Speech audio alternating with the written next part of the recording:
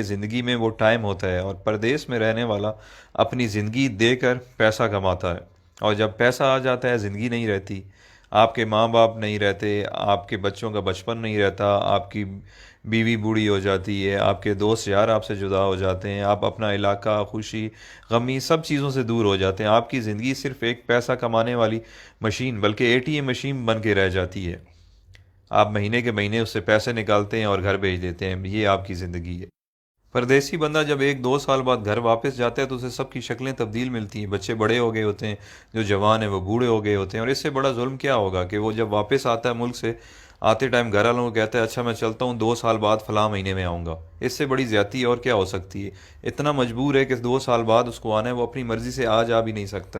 اچھا، جب ہم پردیسی چھٹی جاتے ہیں تو گھر والے بھی مہمان کی طرح ٹریٹ کرتے ہیں، آپ کی صحیح غلط ہر بات مانتے ہیں کہ 10-15 دن کے لیے آیا ہے، جو کہتا ہے سن لو، اور دوسرا پیسے بھی تو دیتا ہے۔ میں نے بہت سارے پردیسی لوگوں سے ڈسکس کی ہے، جب وہ 30-35 سال گزارنے کے بعد ملک واپس لوٹتے ہیں تو ان کے بچے بھی ان کی عزت نہیں کرتے ہیں، کیونکہ انہیں آپ کی عادت نہیں ہوتی ہے۔ وہ کچھ دن بعد کہنے لگے کہ ابا باہر ہی ٹھیک تھا، ہر وقت روکتا ہے ٹوکتا ہے، یہ نہ کرو وہ نہ کرو۔ بیوی بھی اب اتنی عزت نہیں کرے گی کیونکہ آپ بوڑھے ہو چکے ہیں اور پیسے بھی نہیں کماتے۔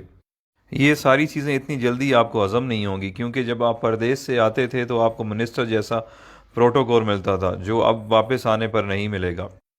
آپ کچھ دن تو ان سب لوگوں سے لڑیں گے کہ میں نے آپ کے لیے زندگی ملک سے باہر گزار دی، میں نے یہ کیا، میں نے وہ کیا، بٹ سب نے یہی کہنا ہے کہ آپ نے کچھ نہیں کیا، بلکہ آپ کی وجہ سے ان کی زندگی خراب ہو گئی ہے۔ فائنلی دل برداشتہ ہو کر آپ نے ایک کونا پکڑ لینا ہے، بیٹھ کے سوچتے رہنا ہے کہ میرے ساتھ ہوا کیا ہے، میں نے کیا کیا ہے۔ اس دوران لوگ آپ کو پاگل نہیں تو کم از کم یہ کہنا ضرور شروع کر دیں گے کہ بڈھا کھسکا ہوا ہے، اس کی باتوں پہ زیادہ دھیان نہ دیا کریں۔ آخر کار لوگوں کے بیہیویئر رویوں کو سوچتے سوچتے آپ حقیقت میں پاگل ہو جائیں گے اور اپنے خالق حقیقی سے جا ملیں گے۔ یہ ہے پردیسیوں کی زندگی کی سٹوری، جس میں میں خود بھی شامل ہوں۔ جو پردیس میں رہتے ہیں وہ میری باتوں کو اچھی طرح سمجھ رہے ہوں گے، کیونکہ جس پہ گزرتی ہے وہی جانتا ہے۔ اب آپ مجھے بتائیں اچھا فیصلہ کیا ہے؟ ایک طرف پیسہ، صرف پیسہ اور صرف پیسہ ہے، اور دوسری طرف زندگی جس میں ماں باپ ہیں، بچے ہیں، بیوی ہے، دوست یار ہیں، اپنا ملک ہے، سب کچھ ہے۔ اللہ تعالیٰ نے ہمیں اتنے عظیم لیڈرز دیے تھے جن کی وجہ سے ہمیں اپنا ملک مل گیا، بٹ اس کے بعد بدقسمتی سے ہمیں اتنے بے ضمیر لیڈرز ملے ہیں کہ ہم اس ملک میں رہ نہیں سکتے۔ ہمیں کام کے لیے، روزگار کے لیے ملک سے باہر آنا پڑتا ہے، جبکہ ہمارا ملک وسائل سے مالا مال ہے، بٹ ہم پاگلوں کی طرح جیے فلاں بس نعرے لگانے کے قابل ہیں، اور یہی ہماری اوقات ہے۔ جس دن کرپٹ لیڈرز کو آپ نے جوتے مارنا شروع کر دی، اس دن آپ کو کمانے کے لیے ملک سے باہر نہیں آنا پڑے گا۔ یہ کرپٹ لیڈرز اپنی اولاد کی غیر موجودگی میں علاج تک نہیں کرواتے، اور ایمانداری سے پردیس میں ایک محنت مزدوری کرنے والا غریب انسان اپنے ماں باپ کے جنازے پہ نہیں پہنچ سکتا۔ آپ کبھی تجربے کے طور پر 1 گھنٹہ انٹرنیشنل ایئرپورٹ پر ارائیول اور ڈپارچر میں گزار لیں، آپ لوگوں کو اندازہ ہو جائے گا کہ پردیس میں رہنے والے اور ان کے گھر والے کس تکلیف سے گزر رہے ہیں۔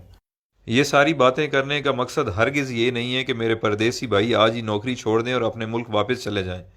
میں صرف یہ سمجھانا چاہتا ہوں کہ آج سے پلاننگ کریں اور باہر رہتے ہوئے کوئی چھوٹا سا کام اپنے ملک میں شروع کر دیں، تاکہ کچھ عرصے بعد اپنے ملک واپس آنے کے قابل ہو جائیں۔